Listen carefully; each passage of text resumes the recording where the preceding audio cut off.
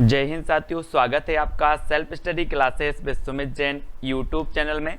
दोस्तों आज का वीडियो स्टार्ट हो चुका है और सभी लोग वीडियो को लाइक करेंगे और वीडियो को शेयर कर देंगे। ठीक है, रोज ट्रिकी वीडियो सुबह 9:30 बजे आपका आता है हिंदी साहित्य का। और हिंदी साहित्य में दोस्तों आज हम राम काव्य से संबंधित जितनी भी रचनाएं हैं उनको पढ़ने वाले हैं, जितने भी राम काव्य से संबंधित कवि हैं उनको पढ़ने वाले हैं। आपसे सीधा सा क्वेश्चन पूछा जाता है, निम्न में से बताइए कौन सा कवि राम काव्य से संबंधित नहीं, राम काव्य धारा से संबंधित नहीं है। ठीक है, चाहे वो रीति काल का हो फिर भक्ति काल का हो, है ना। तो राम काव्य धारा से संबंधित कवियों को पढ़ेंगे, राम काव्य धारा से संबंधित रचनाओं को पढ़ेंगे, है ना। वो सारी रचनाएं आज हम यहाँ पर याद करने वाले हैं। ठीक है, तो सभी लोग वीडियो को लाइक कर देना और वीडियो को सभी को शेयर भी करना है। इससे पहले मैंने दोस्तों लगभग 50 से 60 वीडियो आपकी ट्रिकी वीडियो दिए हैं और एक पूरा हिंदी साहित्य का 10 घंटे का वीडियो दिया है, वो वीडियो आप जरूर देखना। ठीक है, और दोस्तों जो भी साथी अभी तक व्हाट्सएप ग्रुप से नहीं जुड़े हैं वो 9098609291 ये नंबर है, तो व्हाट्सएप और टेलीग्राम ग्रुप से अवश्य जुड़ जाएं। ठीक है, और दोस्तों सबसे पहले आपसे प्रश्न पूछा जाता है, राम आरती और राम रक्षा स्तोत्र जो है ये कई बार रचनाएं पूछी गई हैं दोस्तों, तो ये किनकी रचनाएं मानी जाती हैं। तो आपको 2 सेकंड दिए जाते हैं। अब यहाँ पर राम आ रहा है और यहाँ पर भी राम आ रहा है, तो राम आरती और राम रक्षा स्तोत्र ये किसकी रचना हो जाएंगी। यहाँ पर भी राम देख लो, बोले सर यहाँ पर भी राम आ रहा है, तो रामानंद की राम आरती और राम रक्षा स्तोत्र। ठीक है, इनको याद रखेंगे। और आपको पता है भक्ति द्रविण उपजी लाए रामानंद, कबीरदास की पंक्ति है। रामानंद के बारे में उन्होंने कहा था कि उत्तर भारत लेकर के आए थे भक्ति को रामानंद। रामानंद के 12 शिष्य थे, कबीर के गुरु का नाम भी रामानंद था, है ना। और दोस्तों इनकी 2 रचनाएं हमेशा पूछी जाती हैं। ठीक है, और ये रचनाएं काय पर आधारित हैं, राम काव्य पर आधारित हैं। ठीक है, राम काव्य पर, इसको भी हमें याद रखना है। ठीक है, अगला है अष्टयाम, ध्यान मंजरी और हितोपदेश के रचनाकार कौन है। अब दोस्तों 3 रचनाएं हैं और बहुत ही बढ़िया ये रचनाएं आपकी हर एग्जाम में, मतलब एग्जाम में मिल ही जाती हैं, पीजीटी नेट आदि एग्जाम में। ठीक है, तो अष्टयाम, ध्यान मंजरी और हितोपदेश के रचनाकार आपको बताना है 2 सेकंड में। जब तक मैंने आपको याद करवाया था कि ध्यान अग्र नहीं जाना चाहिए, ध्यान कहाँ नहीं जानी चाहिए, अग्र नहीं जाना चाहिए, हमें हित करना है अग्र का, अग्रों का हित करना है, अग्रों का हित करना है। तो हितोपदेश, ध्यान जो है हमारा अष्टयाम में नहीं जाना चाहिए। कहाँ नहीं जानी चाहिए, ध्यान अग्र नहीं जानी चाहिए, अष्टयाम में नहीं जाना चाहिए। तो ये अष्टयाम भी रचना अग्रदास की है, ध्यान अग्र नहीं जाना चाहिए तो ध्यान मंजरी भी अग्रदास की है। हमें अग्रों का यानी कि अन्य लोगों का हित करना है, अग्र का हित करना है, तो हितोपदेश भी अग्रदास की है। तीनों रचनाएं हैं दोस्तों किसकी, अग्रदास की। इनको याद रखना है, ध्यान कहाँ नहीं जाना चाहिए, अग्र नहीं जाना चाहिए, पढ़ाई पर जाना चाहिए, अग्र नहीं जाना चाहिए, है ना। अग्र का हित करना है, अग्र का, तो अग्रदास। ठीक है, तो इस चीजें याद रख लेना है, अष्टयाम, ध्यान मंजरी और हितोपदेश ये तीनों रचनाएं राम काव्य पर आधारित हैं और ये रचनाएं दोस्तों अग्रदास की हैं। अब आपसे पूछा जाएगा निम्न में से बताइए कौन सी राम काव्य पर आधारित रचना नहीं है। उसमें अष्टयाम दिया जाएगा, ध्यान मंजरी दिया जाएगा, हितोपदेश दिया जाएगा और एक रचना दी जाएगा आपसे कोई भी पृथ्वीराज रासो दे दिया जाएगा। तो आपको पता होनी चाहिए कि जो अष्टयाम, ध्यान मंजरी और हितोपदेश हैं ये राम काव्य पर आधारित हैं और ये अग्रदास की हैं। ठीक है, ये उद्देश्य है मेरा आज की वीडियो का कि आपको राम काव्य पर आधारित रचनाएं याद होनी चाहिए।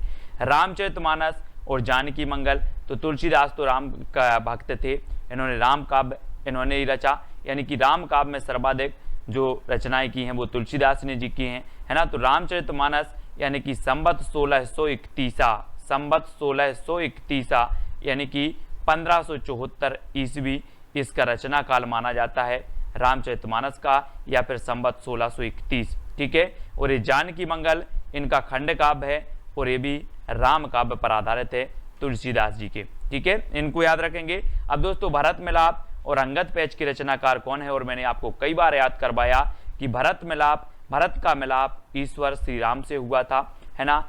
अंगद पैज, अंगद ने पैर रोपा था कहाँ पर, लंका में, तो वो भी ईश्वर की कृपा से रोपा था, है ना। उन्होंने कहा था कि ये ईश्वर की कृपा है, आप में से कोई भी इस पांव को नहीं हिला सकता।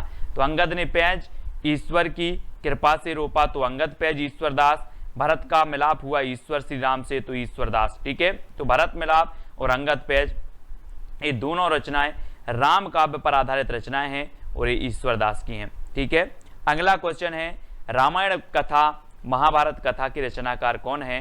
तो ये क्वेश्चन भी बहुत ही बढ़िया है दोस्तों, और ये राम कथा और महाभारत कथा इनकी रचनाकार बताना है। और आपको पता है कि राम दोस्तों विष्णु के अवतार माने जाते हैं, कृष्ण भी माने जाते हैं विष्णु के अवतार, तो महाभारत में कृष्ण का भी वर्णन हुआ है ना। और दोस्तों तो रामायण कथा ये विष्णु के अवतार माने जाते हैं, राम, महाभारत में भी कृष्ण माने जाते हैं, तो विष्णु से हो जाएंगे विष्णुदास। राम कथा और महाभारत कथा, कथा कथा आ रहा है और विष्णुदास इसके रचनाकार होंगे। तो ये भी राम काव्य पर आधारित हैं, इनको भी आपको याद रखना है, ठीक है। अगला है दोस्तों भक्तमाल, 1592 ईस्वी के रचनाकार कौन है। भक्तमाल, और भक्तमाल आपको पता है दोस्तों ये बहुत ही श्रेष्ठ रचना है, कई एग्जामों में पूछी गई है। 1500 ईस्वी इसका रचना काल है, और भक्तमाल के रचनाकार कौन है, तो वो है नाभादास। नाभादास है ना, ये बिल्कुल सही है। और आपको पता है कि जो भक्त होते हैं, भक्त नभ तक जो है किसके पास जाते हैं, ईश्वर के पास चले जाते हैं, है ना। नभ, नभ तक जाते हैं, बोले नभ जाते हैं, नभ तक जाते हैं, कौन, भक्त, भक्त नभ तक जाते हैं, तो नाभादास, इसको याद रखेंगे, नभ तक, है ना। भक्तमाल की टीका 1712 ईस्वी में लिखी गई दोस्तों, और ये किसने लिखी है, भक्तमाल की टीका। और आपको पता है कि भक्तों को सबसे ज्यादा प्रिय होता है टीका, भक्तों को सबसे ज्यादा प्रिय होता है टीका, और भक्त जो होते वो टीका लगाए रहते हैं, आपने देखा होगा। तो भक्तों को प्रिय क्या रहता है, टीका। तो भक्तों को से बनेगा भक्तमाल, और टीका प्रिय रहता है तो भक्तमाल की टीका, और प्रिय रहता है तो प्रियादास। भक्तों को क्या रहता है, प्रिय, टीका, तो प्रिय रहता है तो प्रियादास ने भक्तमाल की टीका लिखी 1712 ईस्वी में, ठीक है, प्रियादास। और ये भी राम काव्य पर आधारित मानी जाती है। रामचंद्रिका 1601 ईस्वी के रचनाकार कौन है, रामचंद्रिका। और दोस्तों आपको पता है कि राम के केस चंद्रिका से चमक रहे, राम के केस चंद्रिका से चमक रहे, तो रामचंद्रिका, है ना, चंद्रिका से चमक रहे, तो रामचंद्रिका, और क्या चमक रहे, केस, तो केशव दास की ये रचना है ना, ये चीज भी याद रखना है। और ये 1601 ईस्वी की रचना राम काव्य पर आधारित मानी जाती है, ठीक है, ऐसे याद रखेंगे। कवित्र रत्नाकर 1644 ईस्वी के रचनाकार कौन है। कवित्र रत्नाकर आपको पता है मूलतः सेनापति जो माने जाते हैं वो रीति काल के कवि माने जाते हैं, लेकिन इनकी रचना एक कवित्र रत्नाकर है, और ये राम काव्य पर आधारित रचना मानी जाती है, ये याद रखना है, ठीक है। और हम सेना को क्या मानते हैं, सेना हमारी बोले रतन है, रतन, तो ये रतन आ रहा है कवित्र रत्नाकर। रतन कौन है, रतन के समान सेना, तो ये रचना भी किसकी होगी, सेनापति, और इसका काल है 1644 ईस्वी, ठीक है।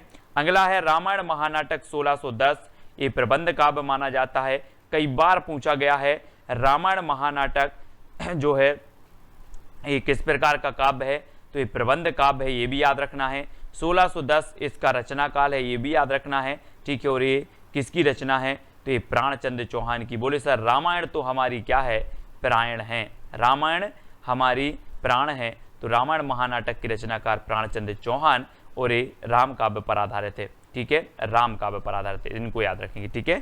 अगला हनुमान नाटक 1623 ईस्वी के रचनाकार कौन है। और दोस्तों है ना, हनुमान ने कहा था कि मेरा हृदय चीर के देख लो, राम और सीता मेरे हृदय में विराजमान है। किसने कहा था, हृदय राम, बोले हृदय में राम है, किसने, हनुमान ने।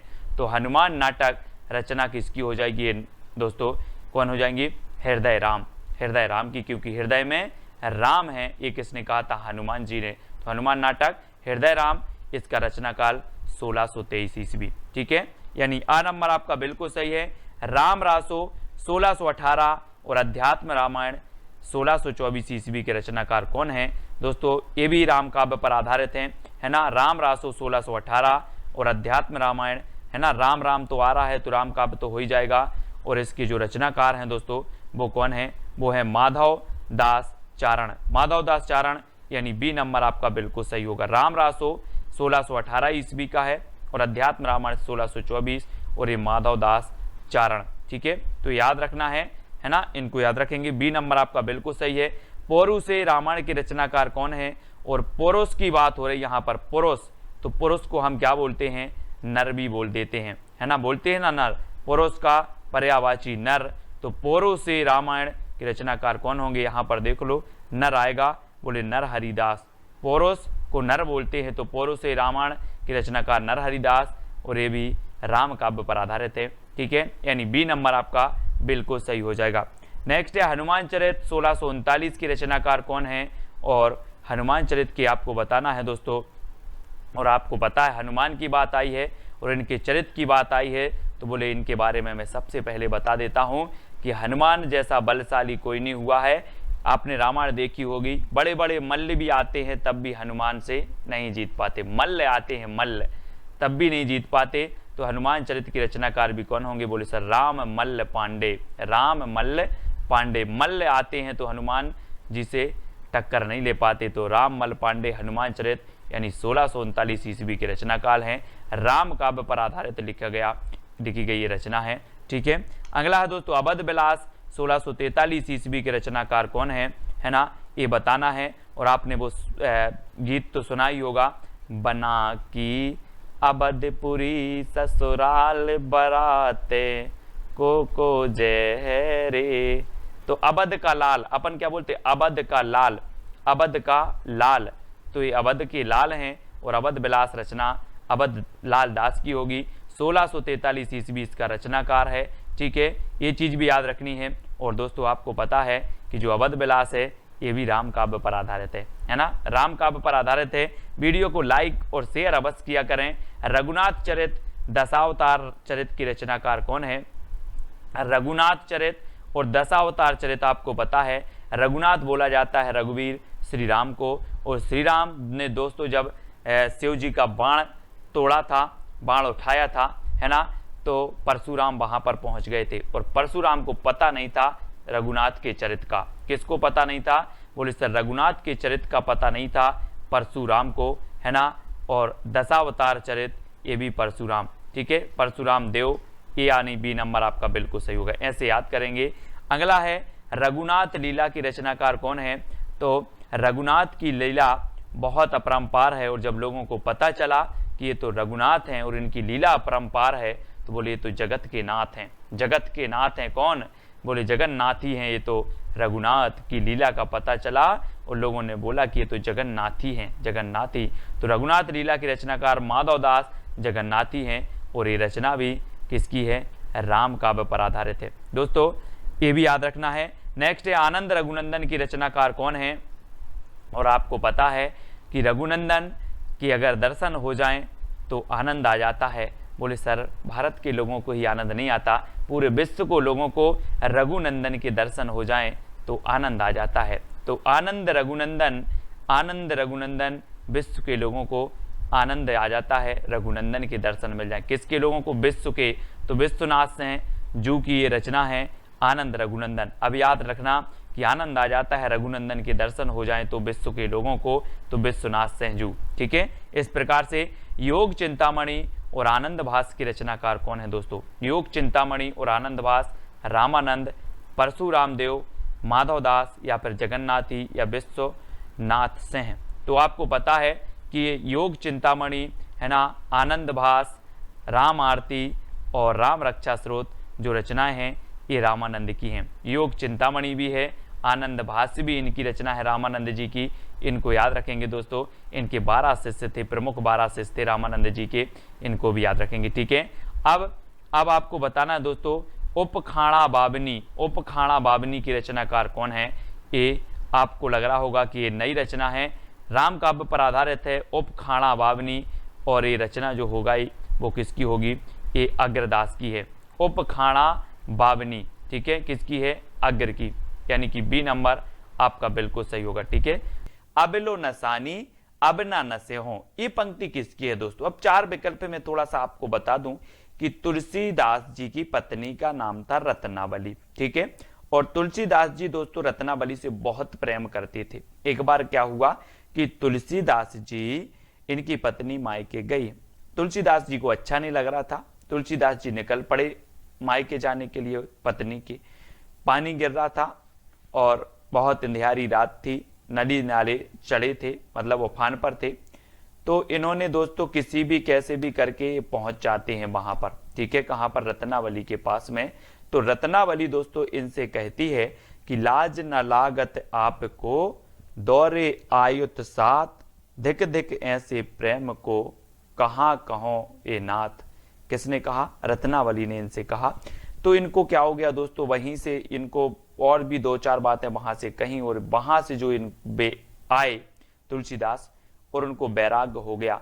वैराग्य हो गया और उन्होंने कहा कि अब लो नसानी अब ना नशे हो। हे भगवान, अभी तक जो जिंदगी थी मैंने बहुत खराब कर दी, लेकिन अब मैं खराब नहीं करूंगा। ये पंक्ति आपको समझ में आ गई होगी कि अब लो नसानी अब ना नशे हो। ये पंक्ति किसकी है?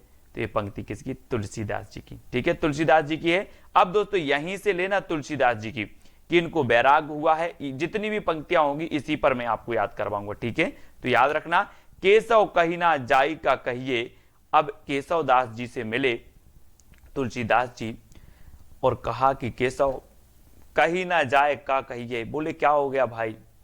बोले अब क्या बताएं, तुम्हारी भाभी ने क्या कर दिया है, भगा दिया है ना, भगा दिया। केशव कही ना जाई का कहिए। अब कुछ लोग क्या करते, केशव आया, बोले सर केशव की होगा, लेकिन वास्तविक पता नहीं है इन्हें कि तुलसीदास जी कह रहे थे केशव कहीं ना जाई क्या कहिए यार। तो ये तुलसीदास ने कहा था। ठीक है, ये सिर्फ अपन ने एक कल्पना परक बनाया है, ये कोई वास्तविकता नहीं मतलब। तो ठीक है, तो ये केशव कहीं ना जाई का कहिए पंक्ति किसकी हो जाएगी? तुलसीदास की। अब कहीं ना जाई क्या कहिए, अब किससे बोलने लगे अपनी, है ना। तो ये तुलसीदास की, यानी कि आ नंबर आपका बिल्कुल सही हो जाएगा। ठीक है, फनी वे में याद करेंगे, अर्थ पे बिल्कुल नहीं जाना पंक्ति के, है ना। संबत 1631 करो कथा हरियद धारी सीसा। दोस्तों आपको पता है कि संबत 1631 में रामचरितमानस की रचना हुई, यानी कि 1631 में से 57 वर्ष घटा दो तो आपका 1574 ईस्वी आ जाता है। तो कहीं कहीं 1574 ईस्वी रामचरितमानस का रचना काल मिलता है, और इससे पता चलता है कि संबत 1631 है ना। तो संबत 1631 रामचरितमानस की रचना है। तो ये जो पंक्ति है वो किसकी हो जाएगी? जब रामचरितमानस के बारे में ये पंक्ति लिखी गई है तो ये पंक्ति भी किसकी होगी? तुलसीदास जी की हो जाएगी। ठीक है, इस प्रकार से। अगला है दोस्तों, जाति पाति पूछे नहीं कोई, हरि को भजे सो हरि को होई। दोस्तों आपने देखा होगा कि हरि बहुत सारे हैं। अपन ने भगवान को बोलते हरि, बोले राम भगवान, कृष्ण भगवान, महावीर भगवान, है ना, और बहुत सारे भगवान है, बुद्ध भगवान है। लेकिन आपको पता है कि सबसे ज्यादा कौन भगवान को भजता है? आपने देखा होगा रास्ता में मिल जाए राम राम, है ना। बड़े बुजुर्ग बोलते हैं तो बैठे सो राम राम, उठे सो राम राम, और कहीं भी हो राम राम रटते रहते। तो सबसे ज्यादा बोले राम को भजी, हरि भजे सो हरि को होई। तो राम को भजे तो उत्तर में भी आपका रामानंद आएगा। क्या आएगा? रामानंद। ठीक है, राम को ज्यादा भजते हैं तो राम से रामानंद, राम आए हैं। तो जाति पाति पूछे नहीं कोई, हरि को भजे सो हरि को होई, है ना। कोई भी हो, चाहे जाति पाति कोई भी हो, सब लोग राम राम भजते हैं। जो कोई मिले राम राम बोले राम राम, है ना। तो राम राम से रामानंद, और भक्ति द्रविण उपजी लाए रामानंद। ये कबीर ने पंक्ति कही थी दोस्तों कि जो भक्ति है इसका उदय दक्षिण में हुआ था और उत्तर में लाने का श्रेय रामानंद को था। ठीक, तो ये जाति पाति पूछे नहीं कोई, हरि को भजे सो हरि को होई, ये रामानंद की पंक्ति हो जाएगी। रामचंद्र की चंद्रिका वर्णत हो बहु छंद। अब बताओ दोस्तों, ये रामचंद्रिका, रामचंद्र की चंद्रिका, तो यार रामचंद्रिका और रामचंद्रिका के रचनाकार कौन है? कौन है? बोले सर केशवदास। तो ये पंक्ति भी किसकी होगी? केशवदास की होगी, यानी कि सी नंबर आपका बिल्कुल सही हो जाएगा। ठीक है, इस प्रकार से अपन को पंक्तियों को पूरी याद करनी। इससे पहले भी बहुत सारी मैंने ट्रिक आपको बताई। भूषण बिनुना ब्राजी कविता बनिता मित्त, ये किसकी है दोस्तों? भूषण बिनुना ब्राजी कविता बनिता मित्त, ये पंक्ति आपको बतानी। अब यहां पर भूषण आया है तो ये नहीं समझ लेना, ये केशवदास ने कहा। क्या कहा कि यार भूषण बिना तो मजा नहीं आ रहा। किसने कहा? केशव ने। हमने एक कल्पना परक कहानी बना ली कि यार भूषण बिनु क्या नहीं आ रहा है? मजा नहीं आ रहा। किसको? केशवदास को। तो ये पंक्ति है केशवदास की, भूषण बिनु ना ब्राजिए कविता बनिता मित्र। ठीक है, यानी कि सी नंबर। कैसे याद रखा? भूषण बिनु तो मजा नहीं आ रहा केशवदास को। ठीक है, तो केशवदास की पंक्ति। अगला है दोस्तों, ढोल गवार शूद्र पशु नारी, ये सब हैं तारन के अधिकारी, है ना। और ऐसी बात कौन कहेगा? कौन कहेगा? चाहे ढोल हो, गवार हो, शूद्र हो, पशु नारी हो, सबके अधिकारी श्री राम है, इनको तारने वाले श्री राम है। और श्री राम के चरणों में आ गए थे दोस्तों अपने तुलसीदास जी। इन्होंने कहा कि अब तो मैं श्री राम के चरणों को नहीं छोड़ सकता। और ये तुलसीदास जी की पंक्ति है, ढोल गवार शूद्र पशु नारी, है ना, ये सब हैं तारण के अधिकारी, यानी आ नंबर आपका बिल्कुल सही हो जाएगा, आ नंबर। ठीक है, अगला है दोस्तों, भाषा बोली न जान ही जनक कुल के दास, भाषा कवि सो मंद गति ही कुल केशव दास। तो आपको पता है यहाँ पर केशव दास आएगा, कुल के केशव दास, तो एक केशव दास आया, यहाँ पर आपको केशव दास ही लगाना है, सा नंबर। आपको पता है दोस्तों भक्ति काल और रीति काल दोनों के कवि माने जाते केशव दास, है ना। इनकी रामचंद्रिका भक्ति परक रचना मानी जाती है, भक्ति काल की मानी जाती है। ठीक है, तो सा नंबर आपका बिल्कुल सही हो जाएगा। रामचंद्रिका मानस विमल संतन जीवन प्राण, हिंदू बन को वेद सम यब नहीं प्रगट कुरान। ये रचना किसकी हो जाएगी दोस्तों? आपको पता है कि रामचरितमानस विमल संतन जीवन प्राण। आपको पता है दोस्तों कि जो रामचरितमानस है, जो कुरान है, ये संतों को, ये व्यक्तियों को सिखाती है कि जीवों पर रहम करो, है ना, दूसरों पर रहम करो। तो क्या सिखाती है? रहम करो सिखाती है। बोले सर संतन जीवन, संतन के जीवन की तो प्राण है रामचरितमानस, है ना, ये सिखाती है कि रहम करो। तो ये पंक्ति भी किसकी हो जाएगी? किसकी होगी? जल्दी से आपको बताना है, 4 विकल्प हैं आपके सामने और ये पंक्ति हो जाएगी आपकी किसकी? रहीम दास की। क्या सिखाती है रामचरितमानस? रहम करो, तो राम रहीम की हो जाएगी। ठीक है, इस प्रकार से। अगला है दोस्तों, लाज न लागत आपको दौरे आयत साथ, धिक धिक ऐसे प्रेम को कहां कहो मैं नाथ। ये पंक्ति जो है ये किसके बारे में कही गई है, किसके लिए कही गई है, ये चीज बतानी है। तो ये पंक्ति रत्नावली ने ही कही है दोस्तों। किसके बारे में कही है? तुलसीदास जी के बारे में कही है कि लाज न लागत आपको दौरे आयुत साथ, धिक धिक ऐसे प्रेम को कहां कहो मैं नाथ। ये रत्नावली ने कहा है तुलसीदास जी के बारे में। और तुलसीदास सब छोड़ छाड़ के निकल जाते हैं, है ना। फिर कई चित्रकूट के घाट पर भई संतन की भीड़, तुलसीदास चंदन घिसे तिलक देत रघुवर। ऐसी भक्ति की कि तुलसीदास चंदन घिस रहे थे और तिलक कौन दे रहा था? रघुवीर, है ना। तो ये पंक्ति भी किसकी है? लाज न लागत, रत्नावली ने तुलसीदास जी के बारे में कही है। नौमी भैम बार मधुमासा, अवधपुरी यह चरित प्रकाशा। आपको पता है दोस्तों कि अवधपुरी बोलते ना कि अवधपुरी ससुराल, राम जी की ससुराल थी अवधपुरी। एक बुंदेलखंडी में बहुत अच्छा गाना मैं आपको सुना रहा हूं बुंदेलखंडी भाषा में। बना की अवधपुरी ससुराल बराते को जय रे। ये दोस्तों बुंदेलखंडी में बहुत अच्छी लगती है। और नौमी भैमबार मधुमासा, अवधपुरी यह चरित प्रकाशा। ये भी पंक्ति किसकी हो जाएगी? तुलसीदास की। ये पंक्ति राम से संबंधित है और राम काव्य के श्रेष्ठ कवि हैं तुलसीदास, तो ये तुलसीदास जी की पंक्ति हो जाएगी। ठीक है, अगला है केशव केसनी अस करी, ब्रहु जस ना कराही। ये पंक्ति बतानी है। तो केशव केसनी, है ना, तो केशव केसनी यानी दोस्तों, और दो ये केशव केशव आ गया 2 बार, तो ये केशव से आप केशवदास ही लगा देना, यानी कि सा नंबर आपका सही हो जाएगा। ठीक है, ए नंबर। ठीक है, सी नंबर आपका सही होगा। तुलसी गंग दुबई भय सुखबिन के सरदार, इनके काव्यन में मिली भाषा विविध प्रकार। दोस्तों इनके काव्यों में भाषा विविध प्रकार की मिली। बोले कैसी भाषा मिली? ऐसी भाषा मिली, ऐसी भाषा मिली, ऐसी सरल भाषा मिली कि भिखारी भी समझ जात, भिखारी भी समझ जात है। बोलिए तो आप तुलसीदास जी का दोहा बोल रहे हो। ऐसी भाषा मिली दोस्तों। आप भिखारी के सामने बोल देना कि कोई भी दोहा बोल देना तो भिखारी समझ जाएगा आप तो तुलसीदास जी की भाषा बोल रहे हो। तो ऐसी भाषा मिली कि भिखारी भी समझ जाते, भाषा विविध प्रकार की। तो भिखारी से बनेगा ये भिखारी दास की पंक्ति हो जाएगी। और ये तुलसी जी के बारे में इन्होंने कहा है। तो भाषा विविध प्रकार, काव्य ने मिली भाषा विविध प्रकार। तो ये भाषा विविध प्रकार को समझ लेना। बोले सर भाषा विविध प्रकार की मिली, सरल भी मिली, कठिन भी मिली, लेकिन बहुत अच्छी मिली जो भिखारी भी समझ जाते, यानी कि भिखारी दास। ठीक है, याद रख लेना। तुलसीदास जी जितने भी कवि हुए हैं भगवान के सामने गए कि भगवान मैं भिखारी हूं, मैं पापी हूं, हमें अपनी शरण में ले लो, मैंने बहुत पाप किए हैं, है ना। वैसे ही तुलसी गंग दुबे भव, इस प्रकार से। कत विद सृजी नारी जग माही, पराधीन सपनेहु सुख नाही। अब ये पंक्ति किसके बारे में होगी दोस्तों, आप बताओ, कौन कहेगा, है ना। तुलसीदास जी को भगा दिया पत्नी ने, बोले कि आपको लज्जा नहीं आई, आप यहाँ चले आए।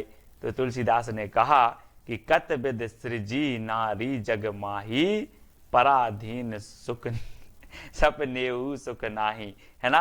तो ये पंक्ति किसकी हो जाएगी, ये तुलसीदास जी की हो जाएगी दोस्तों। तुलसीदास, आ नंबर आपका सही होगा कि लाज न लागत आपको, दौरे आयुत साथ, धिक धिक ऐसे प्रेम को कहाँ कहो मैं नाथ। ये किसने कहा था, रत्ने और रत्नावली ने।